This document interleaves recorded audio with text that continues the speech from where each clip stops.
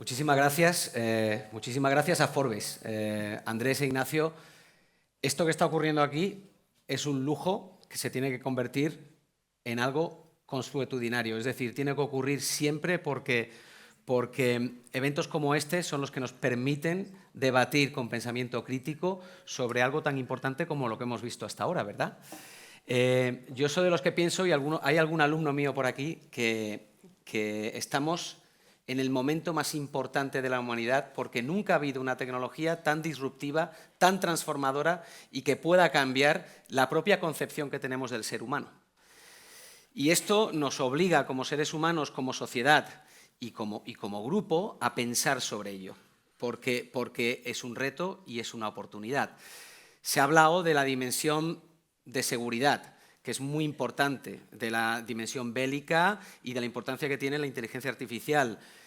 Hemos hablado levemente de la dimensión económica, que me gustaría apuntalar algunos datos. Este año solamente se van a invertir más de 600 billones de dólares en tecnología base para la inteligencia artificial, y esto solo desde Estados Unidos, en microchips, infraestructura base, centros de datos.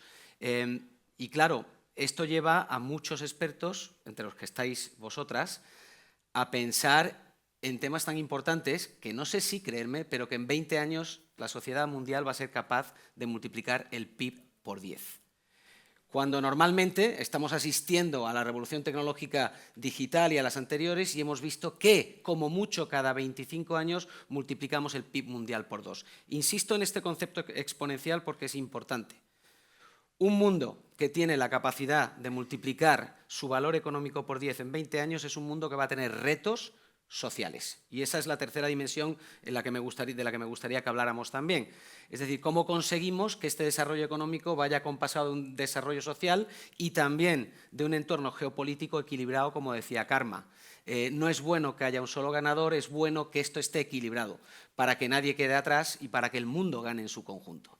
Esto lo dice un optimista tecnológico que desea fervientemente que seamos capaces como seres humanos de aumentar nuestra capacidad en lugar de ser sustituidos por una máquina o por un agente. Y ese es el tema del que vamos a hablar hoy con tres expertas. Tenemos tres eminencias aquí y es un gustazo poder oírlas hablar.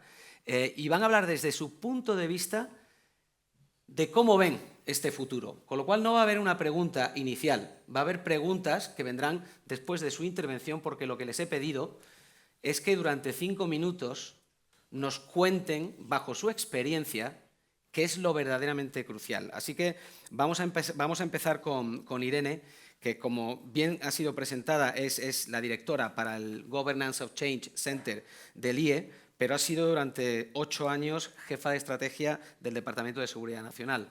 Con lo cual, Irene, tú tienes tus primeros 5 minutos. Muchas gracias, Javier. Ante todo, un agradecimiento a Forbes por la invitación, también en la persona de Bárbara Enrique, y es un placer y un honor estar hoy aquí, moderado este panel por ti y con una compañía tan ilustre. Siempre un gusto ver a la secretaria, a Carme Artigas, que hemos trabajado muy de la mano y es una mujer muy inspiradora. Y yo creo que entre lo que ha dicho Nacho y lo que ha dicho Carme, yo creo que ya podemos ir al café. No es que ¿qué os parece a vosotros? Porque ha sido completísimo, pero va a ayudar bastante lo que tengo por decir. Nosotros en el Centro para la Gobernanza del Cambio, con este nombre, podéis entender que somos un centro de perspectiva estratégica y nos dedicamos a intentar anticipar y, por lo tanto, también contribuir a ese futuro a través de metodologías de foresight y perspectivas y también con futuristas. Y diré algunas cosas de cómo lo anticipamos, ¿no? Claramente el mayor driver de este futuro es el driver tecnológico. Y ya se ha puesto de manifiesto, lo decía antes Carmen, lo acabas de decir tú en tu presentación, Javier, nosotros nos centramos en el impacto de estas tecnologías, sobre todo las emergentes, las disruptivas, también Deep Tech, de esto yo creo que hablaremos después cuando entremos en el espacio de defensa, en 3 dominios, y esos dominios cada vez están más interrelacionados, ¿no? También haciendo un guiño a la encuesta de Sigma para Forbes, y es el impacto de estas nuevas tecnologías en los sistemas políticos, en las relaciones de poder, en el equilibrio de poder, que está cambiando el tablero mundial, en las condiciones de prosperidad, esa economía de la que tú hablabas y sostenibilidad de las sociedades, y también en las condiciones de paz y seguridad, ¿no? Yo creo que estos tres espacios nunca antes han estado tan relacionados. Respecto de lo primero, ¿no? Yo creo que ahora Mirara va a entrar en ese asunto, tecnología y sistemas políticos. Mucho se está hablando sobre cómo la democracia está en declive. Y yo creo que es importante, y ya hay centros de pensamiento, también una sociedad civil movilizada que está pensando en nuevas formas de democracia, en una democracia transnacional y transformativa diferente, y para esto sirve la tecnología. Nosotros desarrollamos un programa en el Centro para la Gobernanza de Cambio del iUniversity sobre inteligencia artificial y democracia, justo el año pasado, que era el año electoral. Y ahí hay muchas consideraciones de valor, pero vemos cómo esta inteligencia artificial sirve para proteger la democracia, pero también para promoverla, para inventarla, para redefinirla. Y en este sentido, Machine Learning, los procesamientos natural del lenguaje, permiten identificar patrones también en este sentido y manejo de datos que pueden detectar con mayor facilidad la desinformación. Por supuesto, la desinformación, tenemos una experta con nosotros, está en esas redes, pero a su vez la tecnología, también con esa mirada positiva a lo que la tecnología nos puede llevar, permite detectar y también permite, a su vez, esa inteligencia artificial con ciberseguridad es más dirigida a unas ciberamenazas más eficaces, pero también sirve para contraponerlas. Y por otra parte, como decía, la inteligencia artificial, y esto yo creo que es un desarrollo y una llamada optimista, lo que está permitiendo también esa promoción de la democracia. ¿Cómo? A través de procesos de escucha ciudadana que puede dar al político, a la política, una información relevante sobre cuáles son las aspiraciones de esa sociedad, y por otra parte también permite su implicación a través de plataformas como Make.org en Europa que permiten esa implicación. Algo tengo que decir, no sé si me he pasado de 5 minutos ya, Javier. No, te quedan 30 segundos. Ah, madre del amor hermoso, tenemos ahí Sí. este contador horrible. Yo os aviso, lo Bueno. estáis haciendo, pero muy bien, muy bien. Bueno, es que quería decir algo ahora sobre Europa y el futuro de Europa, que yo creo que como europeísta convencida, que me dedica muchos años también al tema del derecho europeo y con el momento que tenemos de este renacimiento a las duras de Europa, quiero apuntar todo en clave tecnológica. Tenemos otro programa también en el centro que es sobre la geopolítica de la era digital y dónde está Europa en este debate. Esto es un triángulo escaleno, ¿no? Que lo habéis apuntado también, en esa guerra tecnológica entre Estados Unidos, China y Europa. Y la gran deficiencia, si hacemos ahora voy a decir los puntos negativos, voy a hablar de debilidades y las amenazas, y luego ya en el turno siguiente iré más en la línea que apuntaba Carme de qué tenemos en ese mercado interior aún sin política tecnológica definida.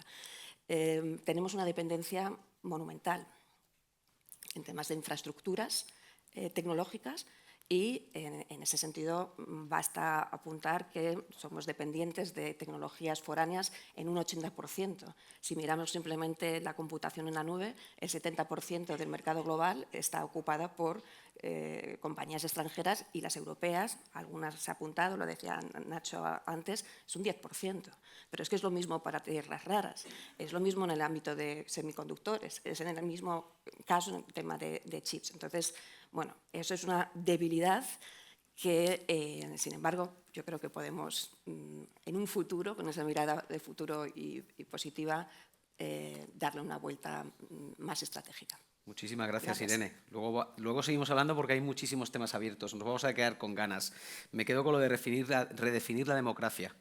Y como Harari dice en su último libro, la democracia tiene el poder de la autocorrección, y si utilizamos a la IA para desarrollar sistemas que sirvan también para autocorregirse y asumir que los sistemas no son infalibles, igual conseguimos algo. Ahora vamos a la visión más de China.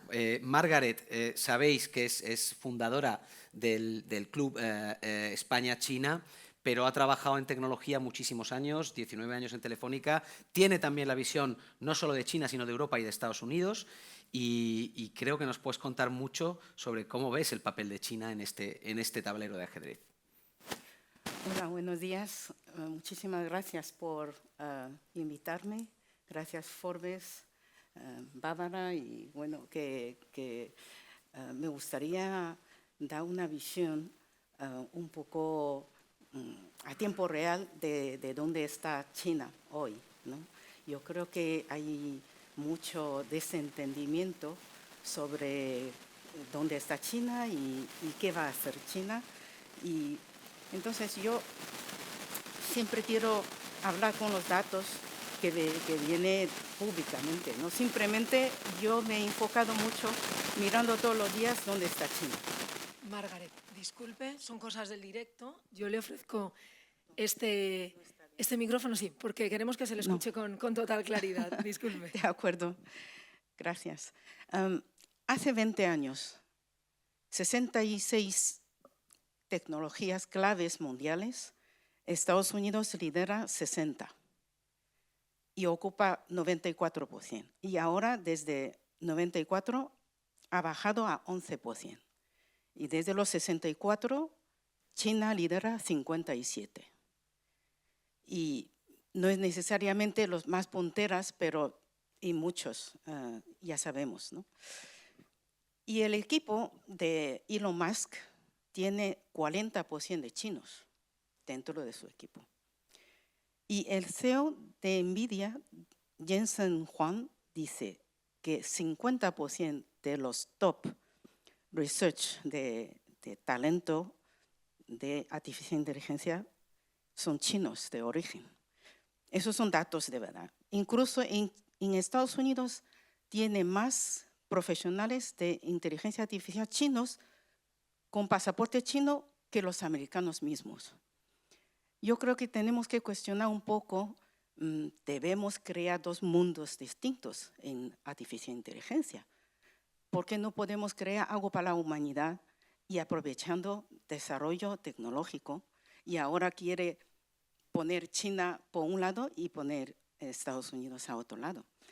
Pero de todas formas, yo creo que eso lo dice la conclusión de una persona de alta funcionaria de Estados Unidos, ¿no? Dice que China tiene 18% de población mundo mundial.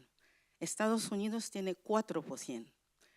Y entonces ese 22% realmente para el mundo de inteligencia artificial no es decisiva. Lo que es decisiva es el resto del 78% que va a adoptar. Y ahí no se trata de quién inventa la tecnología, se trata de cómo aplica y cómo utiliza. Yo creo que allí es porque justamente China, siendo no número 1, a lo mejor número 2, número 3, pero en la aplicación y tiene más población y tiene influencia también en cierta parte mundial, pues así que, pero por eso en muchos aspectos de artificial inteligencia China está liderando, ¿no? Entonces ya sabemos que en el pasado enero, el 20 de enero, el DeepSeek salió. Y parece que es como un golpe de Estado en el mundo de inteligencia artificial. ¿Por qué? Porque OpenAI no era nada open. Y DeepSeek es totalmente open, ¿no? Entonces eso realmente también es bueno, porque eso también empuja a Sam Altman a pensar. También está democratizando tecnología para el mundo mundial, sobre todo para los países menos favorecidos, que puede desarrollar, entrenar modelos de Large Language Model con 5 millones de dólares, ¿no? En lugar de 100. Entonces eso a lo mejor no es el último, pero es 95% de bueno. Entonces yo creo que eso es muy importante. No sé si mi tiempo está ya pasado. Está justito, perfecto. Muchísimas gracias, Gracias. Margaret. Me decía Margaret antes que... Muy bien. Que en China son mucho más de hacer que de contar. Y esto me ha dejado pensativo, porque luego, te lo digo para que te vayas preparando la pregunta, sería muy interesante que nos contaras aquello que nunca contáis y que posiblemente nos pueda ayudar a entender mucho mejor la foto. Pero vamos a pasar a nuestra siguiente panelista, que yo creo que ya conocéis todos, Mira Milosevic. La verdad es que es una experta en temas de gobernanza y también de nuevas tecnologías. Es investigadora principal del Real Instituto Elcano, es profesora del Instituto de Empresa y bueno, ha escrito varios libros. El último, que Nacho te va a gustar el título, se llama El Imperio Zombie. Y no tiene nada que ver con los zombies, tiene mucho más que ver con lo que ha pasado en el Estado ruso estos últimos años. Así que, Mira, comparte con nosotros, por favor, tu visión. Sí, bueno, ante todo, buenos días a todos. Muchísimas gracias a Forbes, a Bárbara, por esta invitación, por estar aquí con estas ilustres compañeras. Con Irene comparto la consideración de que en previo diálogo se ha dicho todo y podemos ir a tomar café. También que Carmen es una mujer muy inspirativa y yo creo que ella es experta en nuevas tecnologías. Yo más bien intento comprender cómo estas nuevas tecnologías influyen en rivalidad geopolítica y esta rivalidad geopolítica estamos volviendo a una rivalidad geopolítica incluso al estilo del siglo XIX con elementos de nuevas tecnologías. Entonces, mis 5 minutos que ya he gastado algo, voy a intentar centrarme en 5 puntos brevemente. El primero, todo lo que se ha explicado previamente en el anterior diálogo, nosotros, bueno, en la academia, en los think tanks, esta rivalidad entre los Estados Unidos y China, tecnológica y por ende también energética y todo militar, y etcétera, todo lo que lleva, llamamos la nueva Guerra Fría, ¿no? Hay unos 10 libros ya con este título, empezando con el de Robin Niblett, exdirector de Chatham House, David Singer de New York Times, etcétera, ¿no? La nueva Guerra Fría quiere decir que hay una nueva rivalidad, nuevo estilo de rivalidad entre los Estados Unidos y China. Esta es la diferencia, porque sabemos que en la anterior Guerra Fría fue el equilibrio de terror, de armamento nuclear entre los Estados Unidos y la Unión Soviética. Esta nueva Guerra Fría es una guerra muy marcada por nuevas tecnologías y muy marcada por la rivalidad entre pues bueno, los Estados Unidos y China, pero como se ha dicho, no es un mundo dividido claramente en bloques por ahora, y estoy muy de acuerdo con Carmen que no es bueno que ninguno de los dos gane esta guerra decisivamente.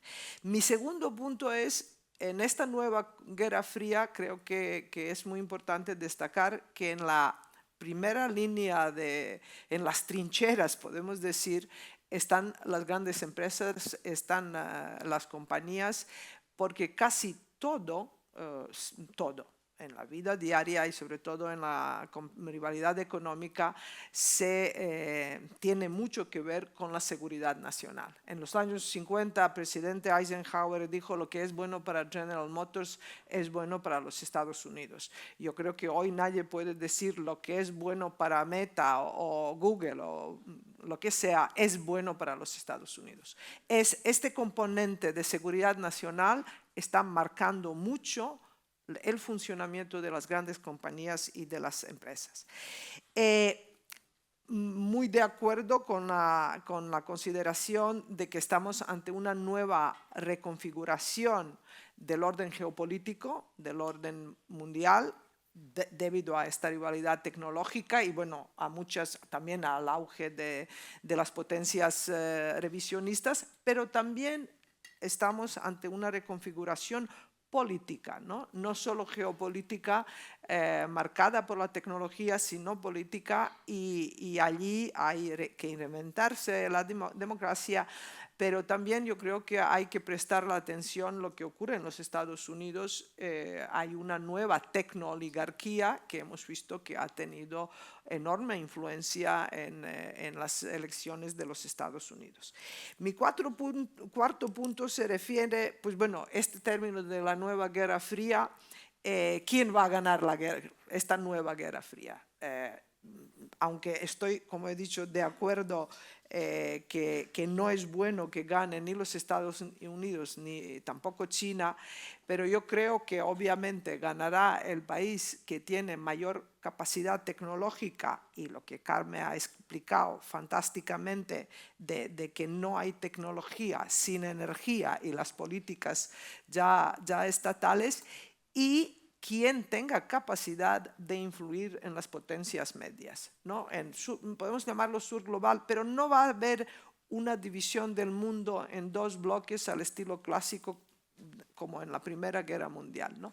Las potencias medias, sin duda, una de las más importantes es la Arabia Saudí, pero allí está India, está Brasil, están otras, y hay una pugna entre los Estados Unidos y China en quién va a imponer su modelo y quién va a usar sus datos, ¿no? Porque, como se ha dicho, los datos son nuevo petróleo. Esta nueva reconfiguración geopolítica está también reconfigurando el sistema de multilateralismo, de alianzas, de cooperación que hemos conocido desde el final de la Segunda Guerra Mundial, y vamos, yo creo, hacia un mundo muy fragmentado y hacia un mundo de minilateralismos. Y esto creo que se ve muy bien en la actual política de exterior de Donald Trump, ¿no? Su enfoque en Arabia Saudí, pero también cómo él prácticamente desprecia el orden liberal internacional que ha sido creado, liderado y sostenido por los Estados Unidos los últimos 80 años. Y para acabar, en la descripción de este panel está que tecnología tiene ahora más poder que la ideología, que es lo que gobierna, y eso se podría decir que es una de las diferencias entre la antigua Guerra Fría y la nueva Guerra Fría. Pero también yo creo que aquí tecnología ayuda a la ideología. Quiero decir que las potencias revisionistas que ha mencionado mi amigo Guillem Colom usan la tecnología para control de su población, para fortalecer un régimen autocrático y para vigilar su propia población. Por lo tanto, yo creo que la ideología en la nueva Guerra Fría está en segundo plano, pero realmente está apoyada o divulgada por las nuevas tecnologías. Paro aquí, gracias. Pues muchísimas gracias. Yo creo que un aplauso también. Estos son gracias. Han sido 3 mini ponencias, lo cual tiene muchísimo mérito, y bueno, hemos oído hablar de cosas interesantísimas. Me quedo con lo de minilateralismos porque es un tema a estudiar, y me quedo con que, por supuesto, estamos en una nueva Guerra Fría. Irene, volviendo a tu tema, que en el fondo es el mismo que tenemos todos entre manos, y construyendo sobre lo que ha dicho Karma de que Europa necesita escalabilidad y rapidez, ¿cómo estáis viendo vosotros el rol europeo y también el de España dentro de Europa? Porque entiendo que están intrínsecamente unidos. Pues muchas gracias, Javier. Aquí lo podemos ver desde el punto de vista de las posibilidades, ¿no? También comparto la idea de que estamos sobrediagnosticados. Tenemos informes de todo punto, y hay que poner esos informes en práctica, ¿no? Creo, por hacer un conjunto de situación y con un apunte de las potencias medias que has señalado, mira, que me parece esencial. Europa tiene un mercado interior que se puede fortalecer, pero tiene ya un mercado interior, tiene talento, tiene un ecosistema de emprendimiento muy potente. A Europa le falta mayor integración todavía sobre ese mercado, le falta mayor inversión público-privada y le falta, yo creo que, cierta originalidad en sus alianzas tecnológicas. Y en eso voy con el punto que tú señalabas. Yo creo que hay que mirar y salirse de ese triángulo al que yo me refería inicialmente e intentar también, junto a estos partenariados más creativos, distintos, fuera del marco convencional de las alianzas europeas, también creo que hay que hacer apuestas por espacios, nichos que conviertan a Europa en un nodo tecnológico. Entonces, eso me parece que es una dimensión relevante. En lo que está ocurriendo en política tecnológica y de defensa europea, creo que es muy buen escaparate. Evidentemente, esto viene, digamos, muy potenciado no solamente por la agresión de Rusia a Ucrania, sino por la nueva relación que tenemos transatlántica. Y en este caso hemos visto que hay esto que se ha llamado el rearme, ¿no? El rearme europeo.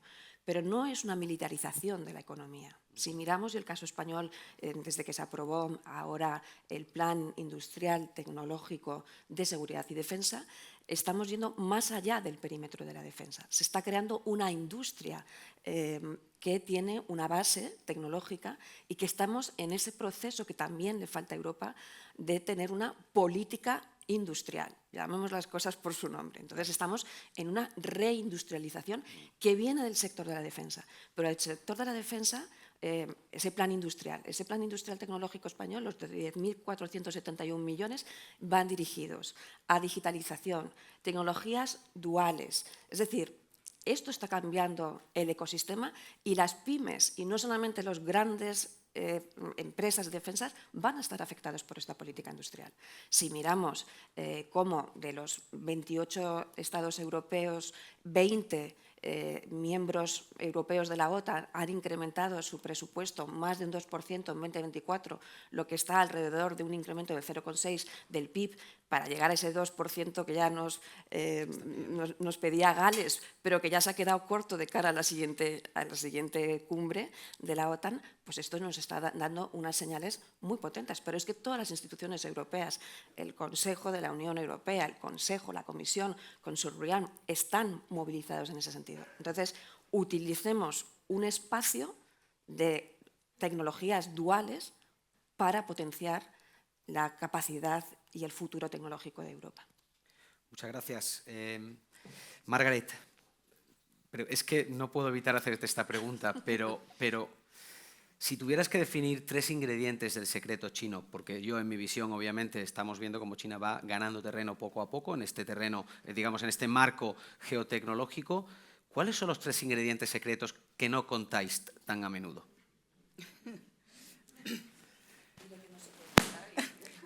Bueno, por lo menos que lo podamos interpretar.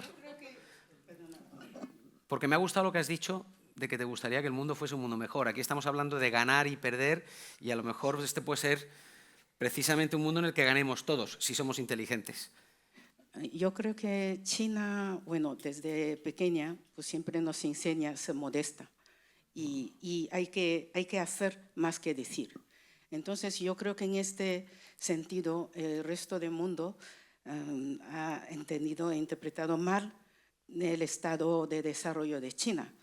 Y yo creo que yo voy a centrar en el tema de inteligencia artificial, porque ahora mismo los claves es el petróleo, que digamos los datos, y los últimos años, ¿quién era fabricante del mundo? Era China, India, y entonces los datos en los sectores verticales lo tiene China. Y Estados Unidos estaba mucho en lo que es inversión, capital, ya desindustrializado, ¿no? Entonces, en ese sentido, el petróleo está en China. Y luego también, digamos, los talentos. Talentos, yo creo que no solamente China ha dedicado a formar a la gente de inteligencia artificial, también porque los orientales son mejores matemáticos. No es que porque yo soy oriental, ¿no? Pero eso es en las competiciones y tal, ¿no? Entonces, yo creo que Europa tiene mucha cultura y China admira mucho a Europa. Y Europa ahora tiene que atraer los talentos. Y igual como Estados Unidos hizo en su día, que Estados Unidos lidera por muchos años, durante muchos años. Y es porque ha tenido la política correcta para atraer los talentos. Yo creo que ahora toca eso. Y bueno, yo creo que ya nuestro tiempo está. Sí, pero a que estaríamos muchísimo más tiempo si pudiéramos, ¿verdad? Qué pena que el tiempo sea el único bien escaso, real, y sobre todo con la inteligencia artificial. Me quedo con la humildad de hacer las cosas y no contarlas, sobre todo en este nuevo contexto egoestratégico que estamos viviendo. Y bueno, mira, aunque sea brevemente, tú eres una experta en cómo la inteligencia artificial y la comunicación puede ser mal interpretada o mal usada por las autocracias o las dictaduras. ¿Qué miedo podemos tener o qué va a ocurrir con todo esto y en concreto enfocado en Rusia, que quizás es el país que más conoces? Bueno, brevemente, las guerras ya no son solo convencionales, son híbridas y lo que los rusos llaman la nelinealnaya vaina, la guerra no lineal, que en su primera explicación pone que realmente incluye la dimensión informativa, la dimensión que con nuevas tecnologías tiene el uso de ciberespacio. Yo creo que todo lo que están haciendo autocracias y en caso de Rusia las campañas de desinformación han ocurrido antes, pero de lo que no es que tenemos que temer, sino estar conscientes e intentar de lidiar con ello, es que las nuevas tecnologías lo han acelerado, lo han aumentado y digamos, la desinformación, gracias a las nuevas tecnologías, tiene mucha mayor influencia que durante la Primera Guerra Fría. Se puede hablar mucho de ello, pero paro aquí, we are out. No, el tiempo ha terminado, no me va a dar tiempo a tener tampoco y compartir con vosotros conclusiones, porque ha sido fascinante, por lo menos para mí. Y lo que sí me gustaría es que en 10 segundos les diéramos un grandísimo aplauso a estas tres grandes con mujeres. 5 nos vale, con 5 nos vale también, ¿eh? Bravo. Muchas gracias.